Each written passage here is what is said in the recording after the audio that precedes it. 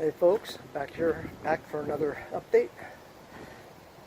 The under bus storage compartment is pretty much complete, or almost complete. Let me show you what I got. Alright, so I got to mount that. I got to screw that into the frame. Same way there. That'll take, I don't know, just a few minutes. One panel's seated, and all the other rest are done and cut and ready to go in and be glued and sealed. So they're going to go all the way up in between these ribs. Here's one of them. Here's two of them. This one here goes right there by that leaf spring shackle, and so that's the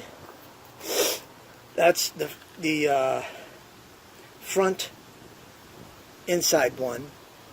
Then I have another one for the back. Everything's been cut, like I said.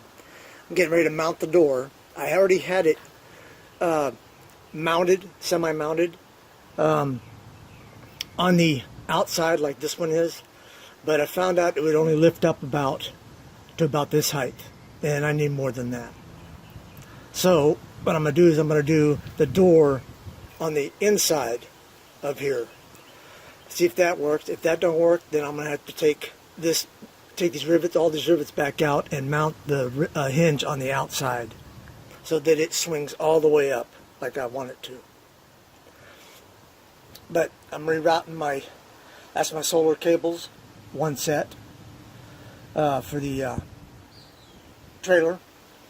So it'll come out back here somewhere, along with, I'm going to have an extension cord coming out around here, going to the same area, because in the trailer I'm going to have I have a power cord in there that's going to have a multi-strip. And while I'm driving, I'll have the extension cord laying inside here, hooked up, powering the fridge and the cameras. Haven't figured out how I'm going to do this just yet.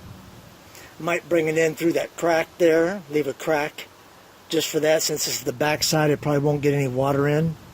Probably what I'll do. And the same thing with the those there. I'll slick those through the back, or have them come in so that they don't get wet. So I'm just my big thing is sealing this here off once I get the panel in, and I'll probably have to glue a plastic bag, a contractor grade plastic bag around that shackle. So if I need to get to the shackle, I'll be able to get to the shackle, because you can see the one bolt right there is what lets the leaf spring go. So that's where I'm at now. And like I think I showed you on a previous video how I mixed my oil-based paint with acetone, and let me tell you what, man, that stuff is working great. It doesn't take very long for it to dry. We're talking a matter of 30 minutes or so to where you can touch it and it's not tacky. I just did this one just a few minutes ago and it's just barely tacky. So it really works. Just you sort of pour it in at a consistency of milk, I guess you'd say. Not water, but milk. And then you just paint it on, and it dries. It makes the paint dry very quickly.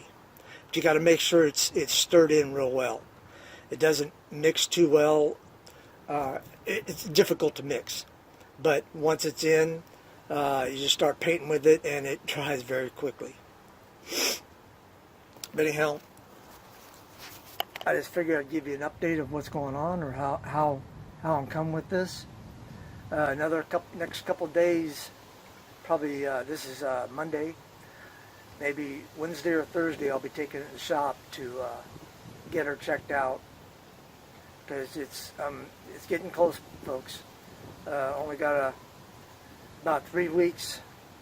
I might end up going into the first part of June, but I'll be on the road soon. Anyhow, thanks for watching. I appreciate you. Please be sure to subscribe, share, and like. So until next time, be safe, and see you later.